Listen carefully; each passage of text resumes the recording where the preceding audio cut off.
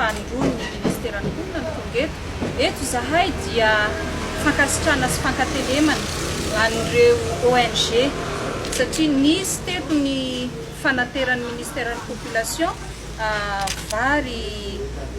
carton sy lamba fiakanjo ihany koa dia nisy ihany koa ny antsoavo amin'ny maha-ministry ny mponina sy ny fiahina ara-sosialy indrindra ny ministera izay sanina izay dia nanao antsoavo izahay amin'ny mpiray tanindrazana rehetra eny fa na ny namana rehetra ny ivelany ary indrindra moa zany fa ny ireo manan-katao sy ireo nahazo tombony amin'ity fiainana ity dia isaorana sy hankatelemana ny rehetrarehetra izay efa nitondra ny anjara biriky ny teto amin'ny PNGRC satria raha nitatitra mazava transparent nataon'ny secrétaire exécutif ny PNGRC dia tena mipetraka ao daholo ny anaran'ireo rehetrarehetra sy ny total ny zavatra rehetra naterina taty ary azavain'izareo moa zany isan-kerinandro dia toraka zany ihany koa ity androany ity tonga ny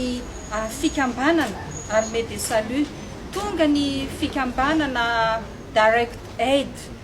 tonga eto izy ireo androany satria mahatsiaro fa manana havana antsika malagasy vahiny izy ireo fa vahiny mahatsiaro havantsika malagasy dia tonga miray fo amintsika ihany koa toa ny Armée des Saluts zao dia tonga nanatitra vary 2 tonnes ary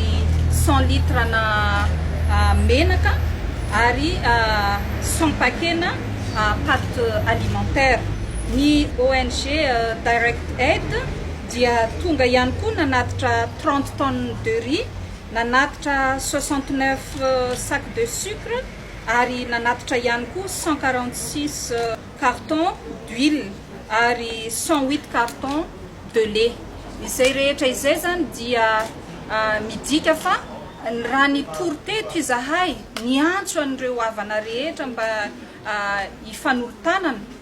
amin'ireo havantsika travoina dia namaly niantso ny rehetrarehetra ka dia fankasitrana sy fankatelemana amin'ny maha-ministry ny mponina anay no hitondrainay feo ny mponina rehetra manerana ny nosy toraka izany ihany koa fisaorana mitafitafy ihany koa no atolotra hatrany hatrany ny PNGRC satria dia hitanay fa dia tonga soamantsara amin'ireny havana traboina reny tsisy mipika ny zavatra rehetra natolotry ny rehetrarehetra natolotry ny fanjakana indrindrandrindra ary eto moa dia misaotra ihany koa ny association rehetra izay efa manao any an-toerana toy ny association fity izay tariny Ramatoa vadiny filoham-pirenena izay tsy mikely soka ary manao ny aintso zavatra koa tazanay amin'ny aina aman-jery fa dia tena ampanetreteny izy manompo ary manao an'izany rehetra izany amin'ny fofeny fitiavana.